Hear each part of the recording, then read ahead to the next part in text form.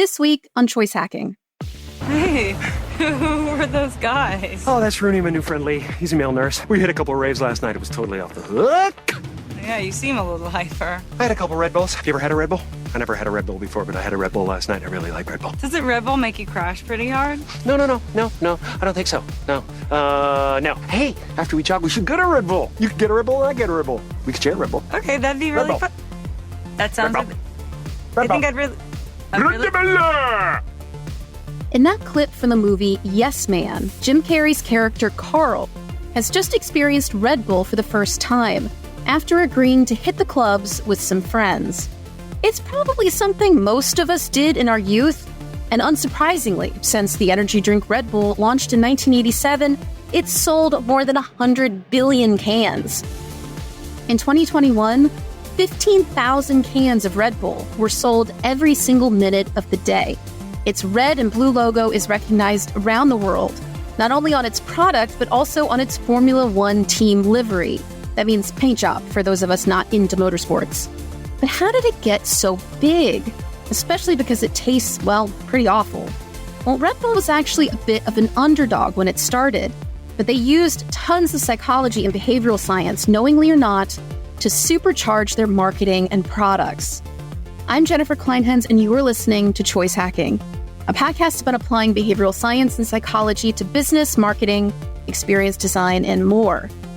Join me today as we unpack the psychology behind Red Bull's success and how you can steal some of their approaches for you or your client's business. But before we get started, I want to give a shout out to the sponsor of this podcast, Choice Hacking Training.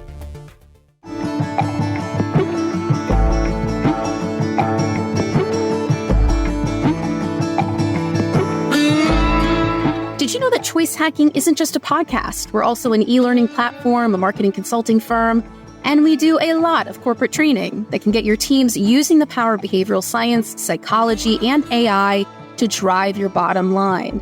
Choice Hacking training clients tend to be medium or large businesses, but we work with brands of all sizes. We can help your employees learn the nuts and bolts of applied behavioral science, become more persuasive presenters using psychology and predictive AI, and even polish their leadership skills with the power of evidence-based approaches. Sound interesting? Just visit choicehacking.com/training to learn more. That's choicehacking.com/training. Now, on to the show.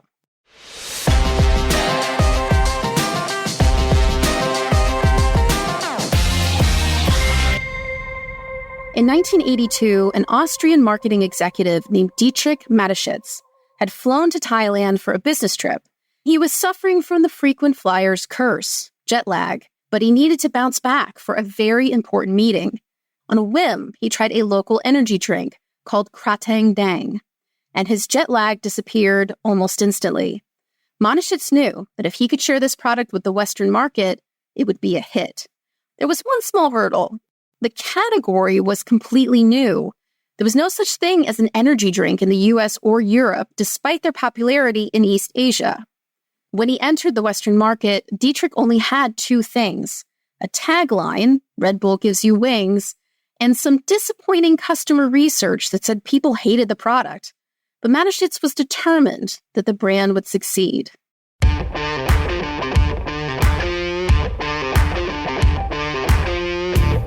Red Bull had a tiny marketing budget, so they had to get creative. First, they hired college students to work as Red Bull ambassadors on campuses, and this worked to an extent, but it didn't reach the scale Mateschitz knew the brand was capable of. For Red Bull to become as big as he knew it could be, he had to take on two of the world's most powerful brands, Coca-Cola and Pepsi, both famous for their sports marketing. But Red Bull couldn't afford to sponsor a Premier League football team, an NFL franchise, or the Olympics. So they started reaching out to young and hungry extreme athletes who were often overlooked by big brands and their big budgets. Dietrich was convinced this strategy would work because he knew, consciously or not, three things about customer psychology. First, getting attention for a brand is much easier when they're a part of something attention-grabbing, like extreme sports. Next, the more emotional a moment is, the more likely we are to remember it.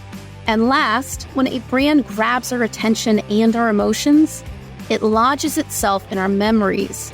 And when a brand is stuck in your brain, you're much more likely to buy it. Mateschitz knew that the emotions we experience watching death-defying sports could cement Red Bull into our brains. And this seemingly simple insight into memory and human behavior built a $10 billion brand.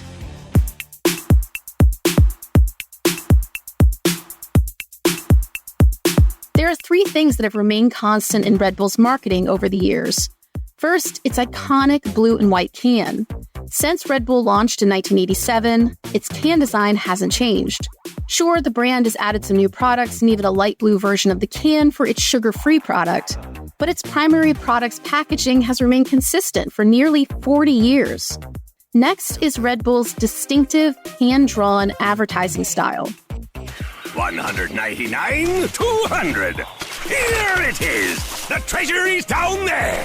Start digging. Quicker, dig quicker. Here, drink a Red Bull. That's better. Can you see it? How much is there? Hello? Have you found the treasure? Hello? Red Bull gives you wings. When I play this commercial, what comes to mind? Well, for most people, they imagine an animated commercial with several characters and the tagline, Red Bull gives you wings. But why? It's not just because Red Bull's visual advertising style is different. It's because their distinctive style of TV ads has been running for almost 30 years. If you'd only seen this ad once when it first ran in 1997, you probably wouldn't connect this unique visual style with Red Bull. But it's the brand's consistency and repetition that gets us to recognize this as a Red Bull commercial from the very first frame, or in this case, sound. Last is Red Bull's logo. Although the original Kratendang's logo was adapted for the Red Bull product in 1987, it was basically the same. And since that first Red Bull logo was created in 1987, it hasn't changed at all.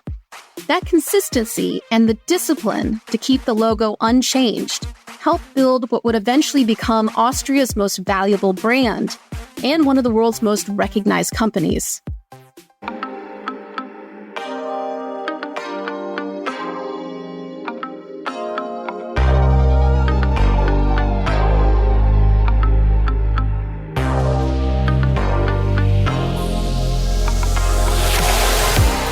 If you want your brand to stick in people's minds like Red Bull, start by asking yourself a few questions. First, what emotions do people feel in association with our brand?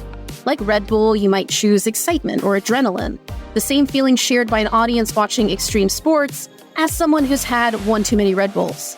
Like Coca-Cola, you might choose happiness. Like Disney, you might choose the magic of childhood. Next, ask yourself how consistently you're using your brand images and words during these emotional moments. Red Bull wouldn't have been as successful building its brand if it had redesigned its logo or can every 5 years. It takes a long time to get people to remember a brand, and it's 100 times harder if the message, logo, or product is constantly changing. Thank you for listening to the Choice Hacking Podcast. If you enjoyed this episode, share it on social media. It takes me 20 plus hours to put together every episode, and it is a huge help when you share an episode with your followers. And don't forget, you can learn more about behavioral science and psychology applied to business when you subscribe to the free Choice Hacking newsletter. You'll join more than 8,000 brilliant UX, CX, and marketing folks from companies like Google, Coke, and Disney who get my newsletter. To sign up, just visit choicehacking.com/subscribe. That's choicehacking.com/subscribe. Until next time.